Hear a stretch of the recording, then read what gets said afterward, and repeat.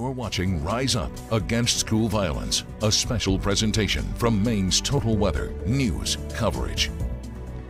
Welcome back to Rise Up Against School Violence. We're turning our conversation now to something that has been brought up a lot in the days since Parkland and many other mass shootings. That would be assault rifles. Just by a show of hands to kick off the conversation, who thinks that we should ban assault rifles? Whatever that term means to you, who thinks we should ban them? By a show of hands. So, Officer Giusto, I see that you're hesitating, which is an interesting point of view I'm sure you have. Can you explain why the hesitation? Well, I guess I have 2 points of view. I'm an officer in Maine, but I grew up in Long Island, New York, and lived in New York City as well. And assault-type rifles, or guns for the matter, were not common. I come up to Maine, everybody has a gun. So every call that I would go on in here in Maine, I assume there's a gun in everybody's house. And I wasn't a cop in New York, so assault rifles, it's not common for like my friends who are officers, excuse me, in New York. It's not common for them to have assault rifles. Here, it's more common for people to have it. So school shootings, I did a little more history of looking up all the school shootings, and you didn't hear about them as much before because there weren't numbers, and nor in the 80s and the 90s did they really push it until Columbine happened. But there have been a lot of actually school shootings in schools, but it was usually a person against a teacher, a parent, or a student against a student, one person dead or just 2 injured.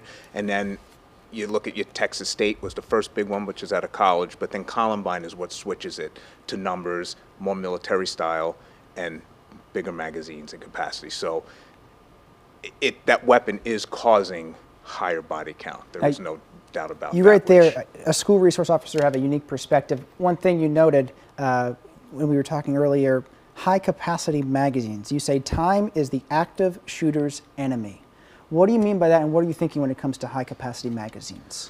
So if you had to bring 5 handguns that had 5-10 rounds in it, or 10 magazines with 5-6 rounds in it, versus 1 magazine that has 30 rounds in it. So if you had 3 magazines with 30 rounds in it, you have 90 bullets, right? If you had 3 magazines with only 10 rounds in it, you have 30 bullets. So you need to carry more, you need to bring more in. All that's easier to spot.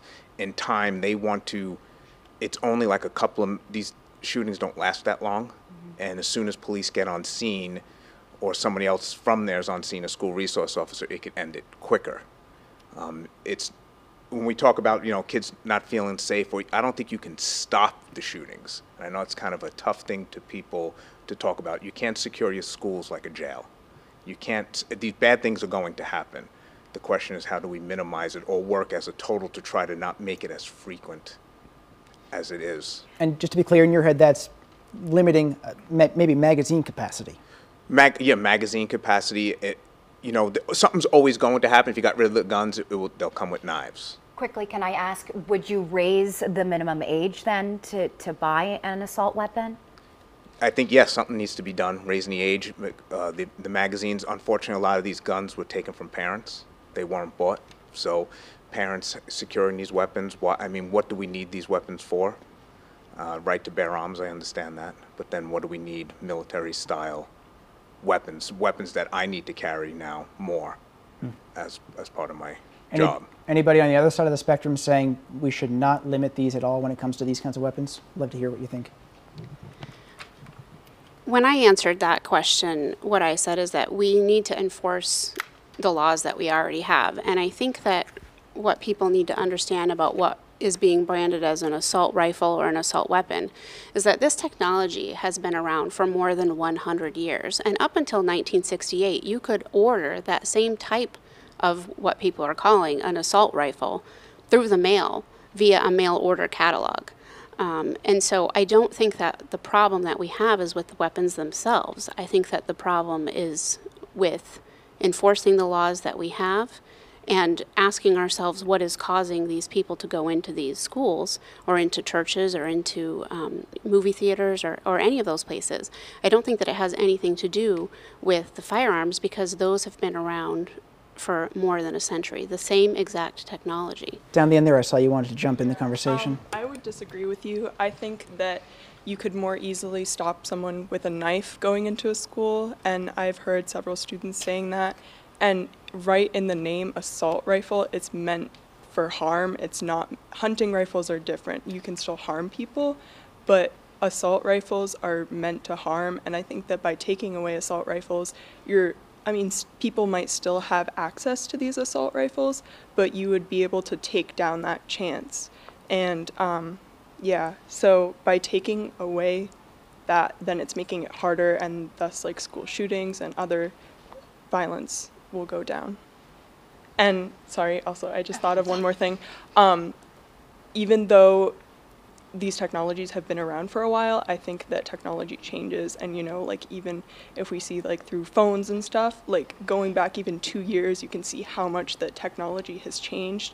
And so even though that it's been around, I think that it's changing and that it can get more powerful and more violent. So.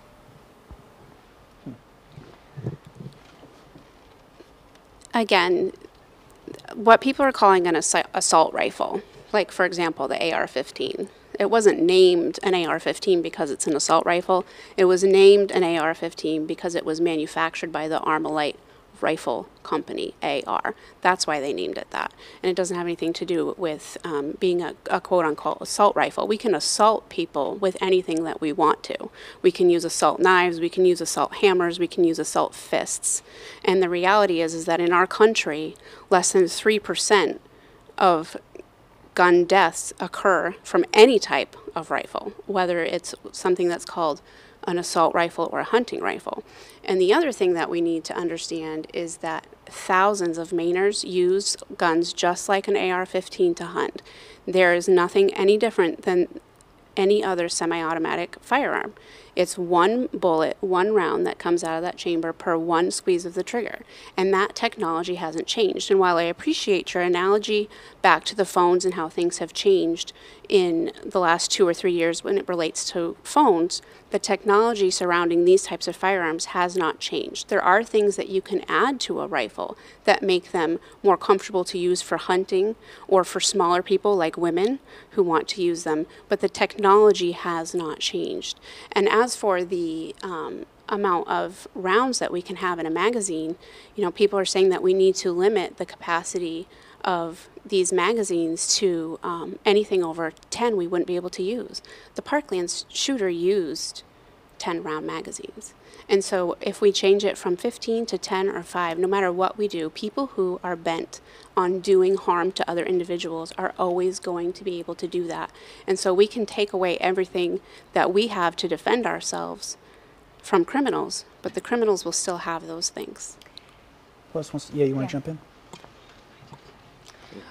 I guess I come from a military family and a hunting family. I am not anti-gun, but I see no reason to make it easier to kill more people more quickly.